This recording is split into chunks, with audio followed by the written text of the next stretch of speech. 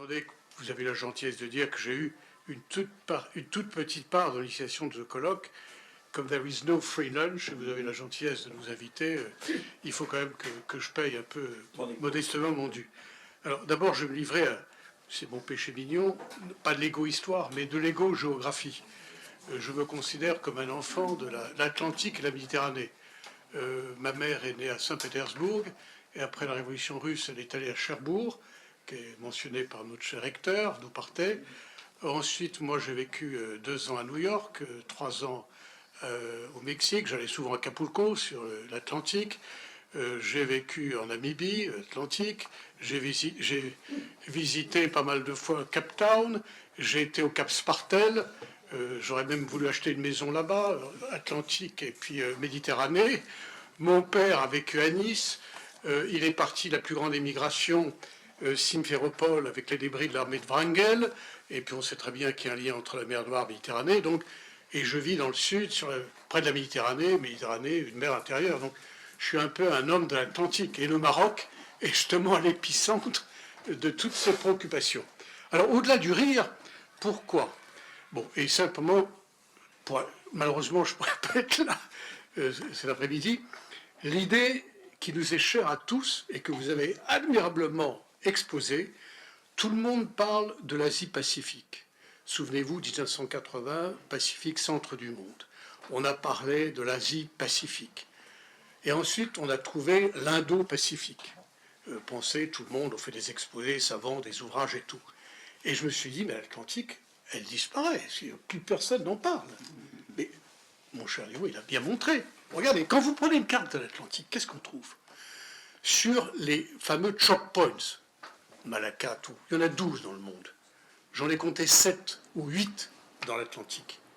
Pas vous faire une carte. Magellan, le Cape Town, regardez la mer du Nord, un des endroits les plus faits, bien sûr Panama, Gibraltar, on va faire un tunnel, je n'aurais pas eu le temps d'en parler, 40 km. Vous vous rendez compte, pour la première fois, il y aura un tunnel. Il y a déjà une société allemande qui fait une étude de faisabilité, ça va être 40 km, tout, ça va coûter 15-20 milliards. L'Union européenne se demande est-ce que je vais financer ça? Bon, mettons, il n'y a pas de vrai conflit. Quand vous prenez une carte qu'on a tous dans la tête, vous prenez de Gaza jusqu'à Cachemire, il y a les 80% de la géopolitique mondiale. Là, à part, je ne dirais pas quelques grains de sable, il n'y a pas de vrai conflit. Groenland, ce n'est pas un conflit ouvert. Bon, il n'y a pas, regardez, il y a une vaste étendue. Donnez-moi un conflit d'intérêt majeur, non? Donc, ce n'est pas une zone de paix, mais c'est une zone qui, malheureusement, pour être de coopération, l'a été, elle ne l'est pas. Et je terminerai. Bon, les PIB, quand vous prenez, alors, parité de pouvoir d'achat ou pas, sur les 12 PIB mondiaux, il y en a 8 qui sont dans l'Atlantique. En dehors des gros poids lourds, Chine, Inde, peut-être Chine, Inde, Japon et Indonésie, puis les 100, ils sont tous dans le Pacifique. C'est le Canada, c'est les États-Unis, c'est le Brésil, c'est le Mexique, c'est l'Allemagne, la France, la Grande-Bretagne, l'Italie et l'Espagne. J'en passe, c'est des meilleurs. On n'a quand même pas disparu. C'est comme la richesse. Alors, le gros problème, et là, mot de la fin, c'est les 4 axes de coopération. Bon, vous avez admirablement montré l'axe nord, l'axe atlantique, hein, général, tout ça. Il en parlera, mon ami Léo. Bon, là, effectivement, on a vécu 80 ans avec l'Atlantique, le sol atlantique, et donc on a quelque chose qui est malade. Est-ce qu'il est réparable? Il y a maintenant États-Unis-Brésil. Là aussi, ça ne marche pas. Vous avez parlé d'Atlin Monroe. Il n'y a pas vraiment malheureusement, entre l'Atlantique Nord et l'Atlantique Sud, il n'y a pas vraiment de vraie coopération. Bon, ça, tout le monde le sait. Et malheureusement, on n'a personne de parler là-dessus. Bon, le Brésil, tout le monde savait qu'on aurait voulu quelqu'un qui parle de la géopolitique du Mexique, Rio Branco. Tout le monde sait que le Brésil voulait être le géant de l'Atlantique Sud. Quand j'étais ambassadeur en Namibie, il y avait un ambassadeur du Brésil, une coopération maritime. Et puis, il y a un état d'étude. Donc, là aussi, autant l'Atlantique Sud est une zone. Et puis, on a maintenant le projet marocain, qu'il a bien fait explorer, c'est le fait de faire une alliance des États de l'Atlantique africaine, comme il y a une alliance du Pacifique. Ça prendra du temps, on le sait, tous les problèmes. Mais donc, il y a, et là aussi, le Maroc et le lien entre Europe et l'Afrique. Je me souviens jeune, je ne sais pas si vous y né, mon cher, je me souviens du roi Hassan II qui disait, écoutez, il y a 3 pays qui sont riverains à la fois de la Méditerranée et de l'Atlantique, c'est la France, l'Espagne et le Maroc. C'est pas pour rien que la Coupe du Monde de 2030, c'est Portugal, Espagne et évidemment Maroc.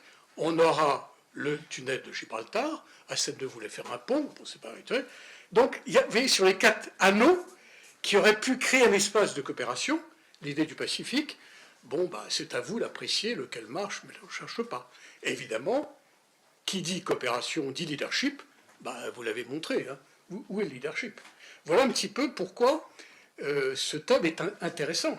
Mais on ne l'épuisera pas aujourd'hui, et je vous remercie de l'avoir pris, et vraiment on est ébahi par la richesse des exposés, des échanges, et c'est vraiment passionnant, parce que finalement, on est tous des enfants de l'Atlantique, hein, qu'on le veuille ou non.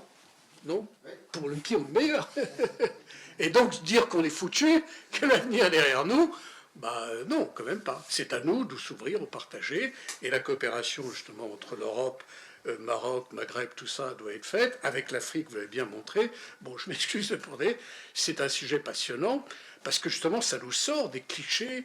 C'est foutu, l'Europe, l'Atlantique, c'est le passé, c'est les impérialistes, c'est les capitalistes, c'est les décadents, alors que l'avenir, maintenant, c'est pour le Pacifique. On le sait. Non, ils ont leurs problèmes, on a les nôtres, et le jeu reste ouvert. Hein, comme disait notre ami Umberto Eco, l'œuvre est ouverte. Merci beaucoup, Votre Excellence.